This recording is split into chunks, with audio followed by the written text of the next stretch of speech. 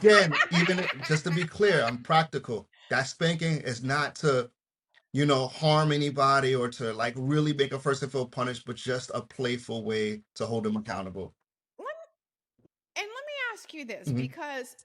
because I feel like you said you have a dominant submissive relationship, and I feel that so many people, just in my experiences, I mean, I talk to women all the time as well, but I mean, I have tons of guy friends. I've dated, I've Mhm. done my part, but there seems to be sometimes there's a fluctuation between wanting to be submissive and receiving the perks of being submissive, as well as the dominant side. So, can those roles be interchangeable? Or if you're the dominant in a relationship, now you're expected to always be the dominant, or you I can go back love and forth? that question. Thank you so much for touching on that. Oh, Yes, it is completely interchangeable. There is no one size fit all. This is the absolute way to do things. No, one of the reasons that I love being in control is because I like to earn the opportunity to get the things that I truly want to experience, which is be able to just lay back and be pleasured and be prioritized.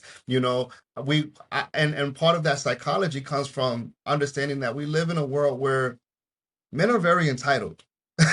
Men are very entitled, and yeah.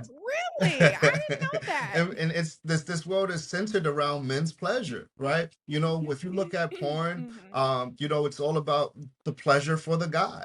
And in the real world, men tend to move with that entitlement as well. So I said that I wanted to separate myself. The best way to get, prioritized or worshipped or to receive the energy and the attention that you want is for it to become in a form of reciprocation. And the best way to get somebody to reciprocate is to lead. The best way to get is to give.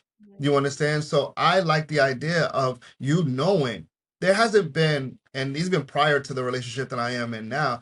I cannot tell you from my own experience that I haven't given my all to a woman and allowed her to relax and just let this experience to be about her, where she did not come back and was like, not tonight. Today it's about you.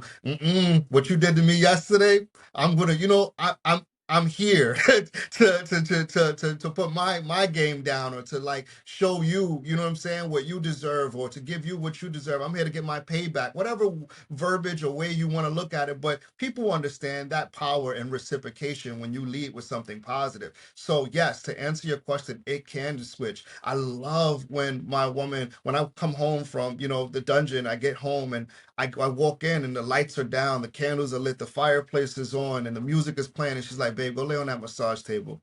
You had a long day. Let me prioritize you. Let me make you feel good.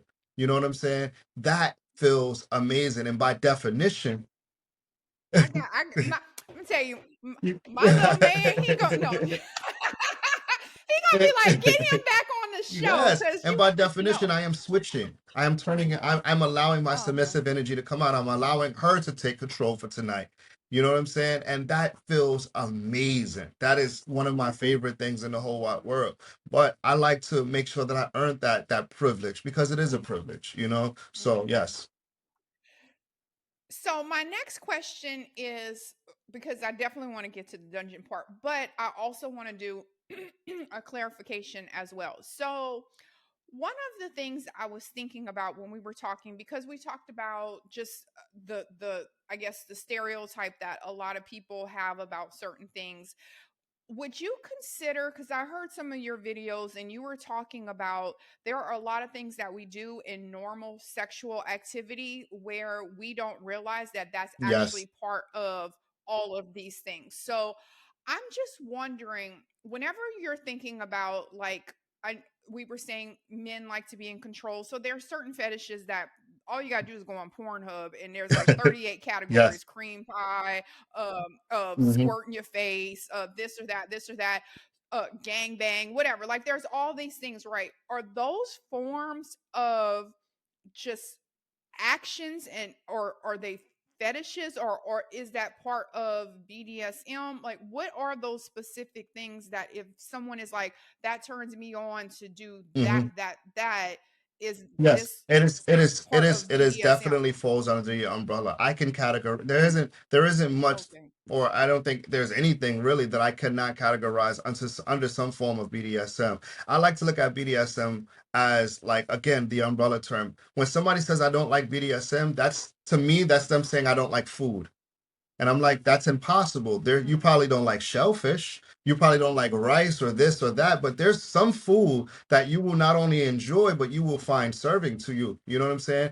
And it's the same thing. So, for example of that, it's like people are quick to say, I'm not into being spanked or, this or that or beaten. And I'm like, well, oh, so, Choked. I know. yes, I yes, heard you say something one time about women who yeah. say they don't like to be choked, and you're Mhm. or they whatever it was, and you were like, but if you like to, oh, they don't. They something you said about Yes. asphyxiation and how Yes, that if correlates to you've ever being had that choked. And choke and stroke yes, combination while your man is making love with you, or vice versa, that is a definition. That by definition, that is asphyxiation play. That is a form of breath play. I can make you feel choked without actually putting my hand around your throat. Like, I have a process of literally sucking the air out of a person's mouth, right? And it's a very tantric experience. And we do breath play, we do all types of different things that I feel amazing, and they all fall under that umbrella term of asphyxiation play.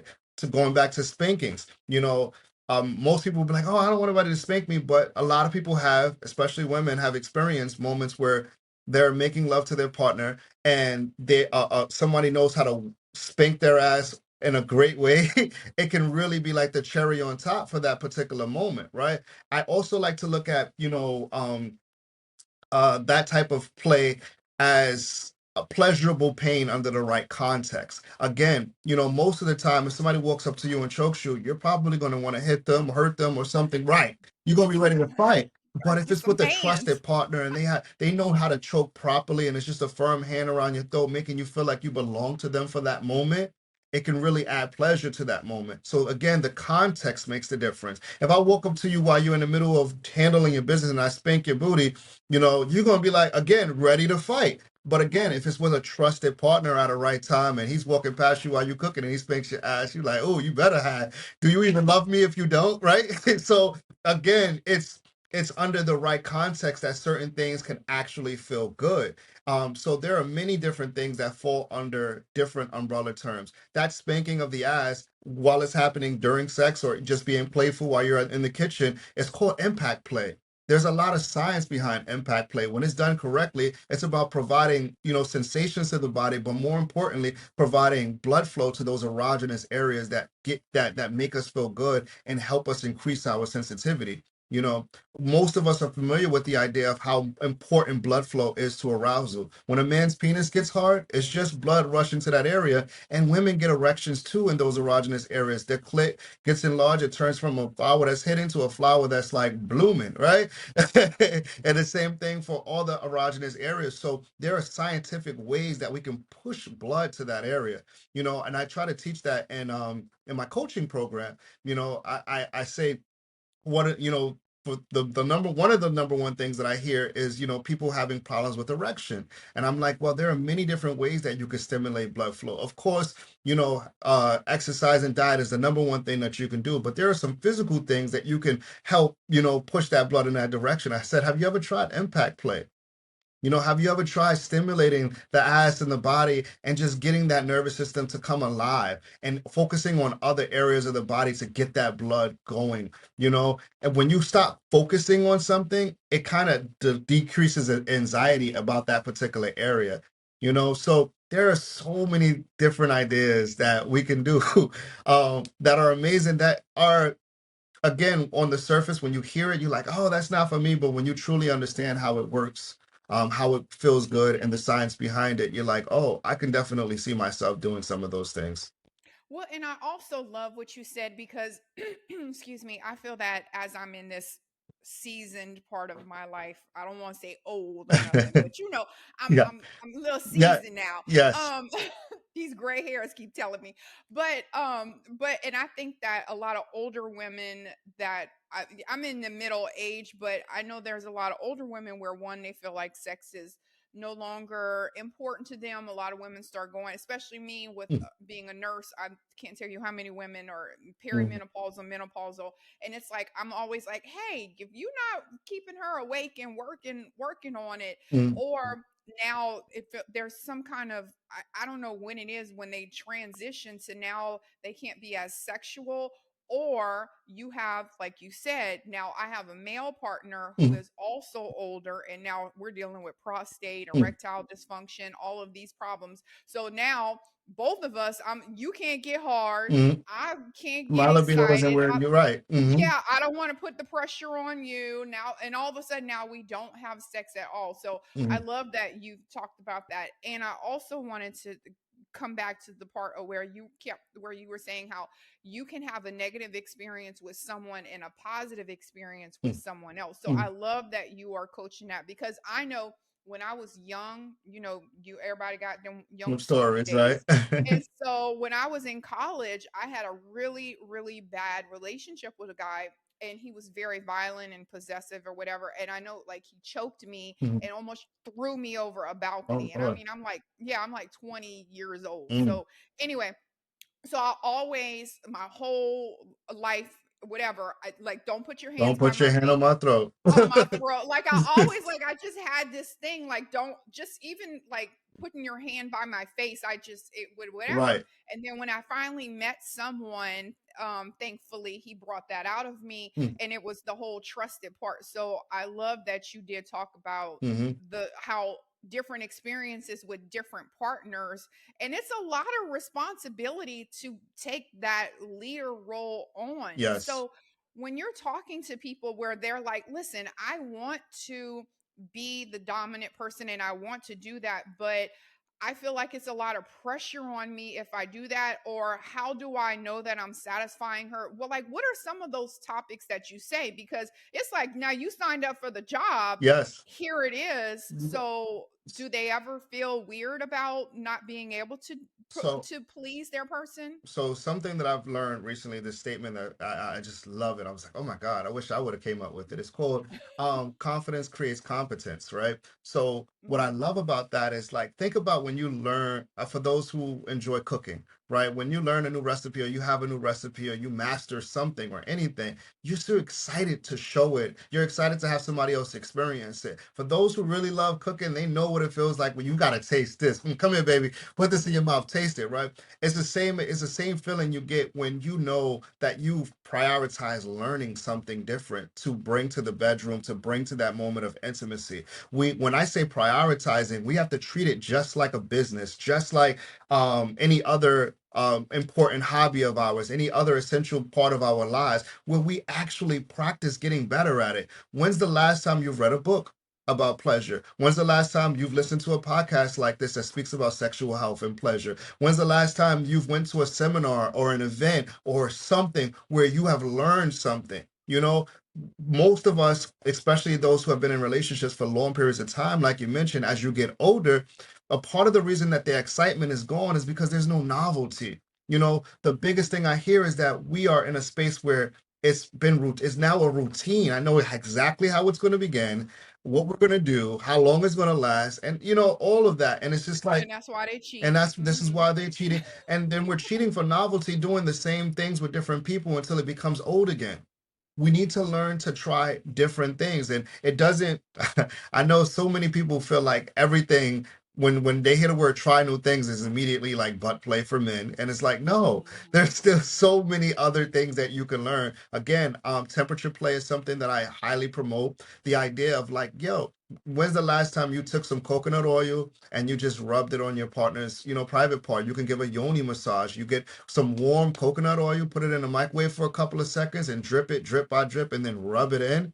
This is a beautiful massage that you could give to either a penis or a vagina, right? Yes. I'm taking notes. I got like 32 notes now. Coconut You know what I'm oil, saying? check. You could take a dropper and again take that warm coconut oil, put it in a dropper and just drip it on your partner's nipples while their hands are restrained or they're blindfolded. Again, these people we're a lot of people don't have practical examples of different things they can add to their role play. And baby steps Yes. too, Sir Marvelous. Like those are simple things you can Yeah. like. You ain't even we ain't even got to the Right. dungeon. I don't need, right. I don't need, We just like, hey, can y'all come out and quit being yes. prudes? Like, can you just maybe just start with Yes. some coconut Because oil? coconut, like, and don't tell me you're afraid of some coconut oil, right? So it's like, and this is why I wrote a book called 101 Ways to increase our foreplay, to improve our foreplay. Literally 101 ideas. So there are going to be a lot of things that you may already be familiar with, some things you used to do, you forgot, like, oh, that used to be my thing. I used to always do that, Mm-hmm. right? But then, of course, there are going to be some things it's like, oh, that's new to me. I never thought about it, but it makes sense because it goes with my style, right? You're already a sensational person. One thing I hear from men all the time is they're all good lovers. Every man claims they're a great lover. I'm like, okay, great. Well, now you could be even better. Yes, Imagine. that's always the selling point Yeah. for me. They're always like, oh, well, yeah, I'm okay. Okay. Thank All you. right. You ain't got no complaints. That's great. Guess what? There's always room for improvement. If we're not growing, we're dying. There's no neutral. Life doesn't stop. Time doesn't stop. We're either moving forward or moving backwards, right? So you have to, again, um, build that excitement, build that anticipation for what's about to happen. So for those, to answer your question, if you are afraid to step into that dominant energy, a part of that reason is because you don't know what to do, and the best way to learn what to do is just to read. We have the world of information available on our phones. Really take the time to not just read the first thing that comes up when you're interested in a topic. Sometimes you got to dive deep, because sometimes the more popular things are not always the best way to learn something. I love Right. kind of navigating away from the video with the most views. I like to look at the person who might have a interesting perspective on things, and read what they have to say. Sometimes I like to listen to people that are in the field that I'm in, because most people, again, we don't naturally gravitate towards BDSM and kink, but I think there's so much that we can learn from it. So again, empowering yourself to create that confidence in the bedroom for when you step into that dominant energy will come from the fact that I know that I've been learning things all week, all month, all year. I'm constantly striving to be the better version of myself when it comes to pleasure. I'll say this and I'll end it. Pleasure is not, being a great pleaser is not natural.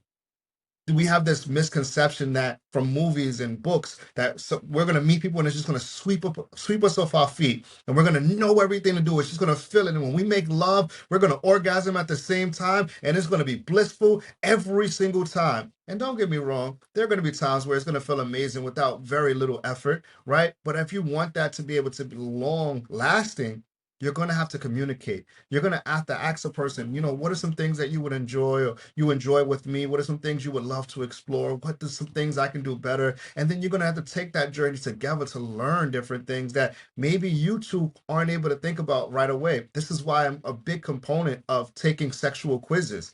These quizzes are going to ask us questions that we might have never thought to ask or speak about. And you're going to hear answers from your partner that's like, whoa, that's interesting. I never knew that you would be open to that. Shit, I never thought I could tell or share with somebody that. You know what I'm saying? And now, guess what? You're building confidence with one another. You got new ideas to try. And this is something that you can do annually, at least every 6 months. When I say prioritizing, treat it like, the way we treat our bodies. And like your Yes, job, they want an annual. You yes. got to do an annual thing. Any goals for this Mhm. year? Any what? You got to check Did you in. do? You are not who you were Mm, when you were 20 years old. You were not who you are when you were 30 years old, and vice versa. Every few years, every year, we're different. Shit, I could talk to you next week and you like on an elevated. same. I could be like, oh wait, I saw something. Let's try. Hey, how you feel about this? But you know what I wanted to say too, Sir Marvelous, is that I feel that a lot of people, especially with new partners, I always say this, like I hate when I break up with someone, because I'm like, oh my God, all that work Yes. and I gotta start over again. But I feel that like that whole beginning phase is always you're taking what the last person enjoyed and now you're bringing that into the Yeah. next thing. So now it's that whole dialogue. Well, I don't You like got to this or relearn. I don't like that. Yeah. And then then they, I think, and a lot of people might be reserved, especially men. So men always say we come with Mm, baggage. Men come yes. with so much baggage as well, because I hate a man that had a Mm, prude mhm, partner or had a woman that said no to everything, and now you come over to me and I'm like, listen, mhm, like, because they have all these yeah, stigmas that I'm gonna say yeah, no, or we're not gonna do this, or we're not. I'm like, listen, that's not what we're doing over here. Let's, if right. we're in a trusted relationship, let's go, Yes. whatever. So men come with a lot of baggage Yeah. too, just so We y'all have to know. learn to always question our perspective on things. It doesn't mean that we have to change our perspective or how we look at things, but at least Mhm. be open to it. I was raised by my grandmother, and I don't know, are you in New York? What city are you located in? I'm in Houston. I'm a Oh, Southern girl, so I'm okay. Southern Baptist. I'm from Louisiana originally, so So, no, well, I'm from New York City, and it's a different, yeah. opposite Yes. worlds. Yes. So, I was raised by my grandmother, and for a long time, public transportation took, cash, like coins and dollars and stuff, and then they implemented Metro cards. And again, I'm raised by my grandmother. She's real old school. She was kind of scared of everything. It took her a long, long time before she would try to use a Metro card, because she was just so afraid of it. And we have to understand that if I would have just followed my grandmother's steps, I would have never tried that. I would have been afraid of things too. We have to understand where a lot of our lessons and our traditions and our beliefs on certain things spawn from. Sometimes what we think is tradition, and just because it's been going on for a long time doesn't mean it's the correct way. Every part of our lives elevate. That MetroCard example, like we used to go from using change, now I can use my phone to get on these trains and buses and buy my Right. plane Yeah. tickets. Now Apple Pay for Right. You know what I'm everything. saying? So it's like And my dad still, that's so funny because my dad's that way too. I'm like, "Dad," like, and even my family back home, like, someone's graduating this year and they sent me the card or whatever, and I'm like, "Okay." I was like, "Well, what's his at?" I was like, "What's his number? I'm gonna send him an Apple Pay." And she was like, "Apple Pay?" And I said, it's "Believe me, he knows what right. Apple Pay is.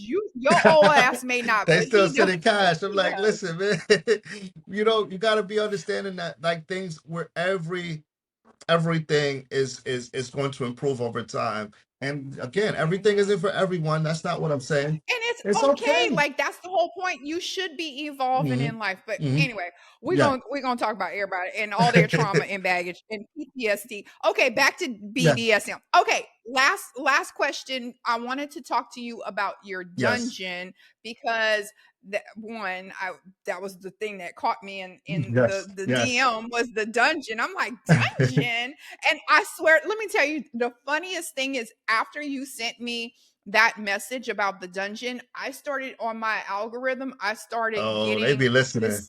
this it was like some kind of Yes. cabin somewhere, the red Yes. something And cabin it's and one the of it's something one of something, that. and I'm like, "Now see." Uh-huh.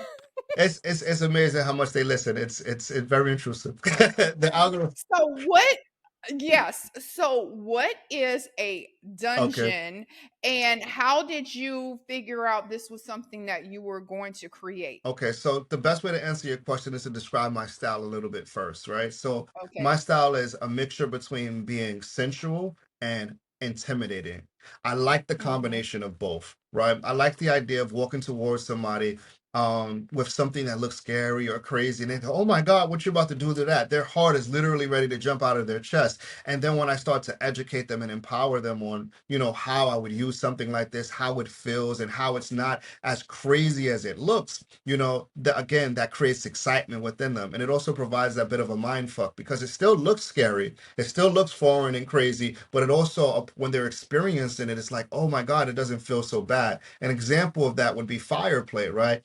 I use knife play, electric play, fire play, which happens to be one of my favorite things to engage in. But honestly, and understandably so, so many people are intimidated by fire, and rightfully so. I mean, the idea of putting fire on your skin or your nipples or even your pussy sounds insane. Right. Don't be blowing my Right. hair. You know what I'm saying? This real Yeah, hair right here. exactly. Uh, but when you understand the science behind it, the reason that the fire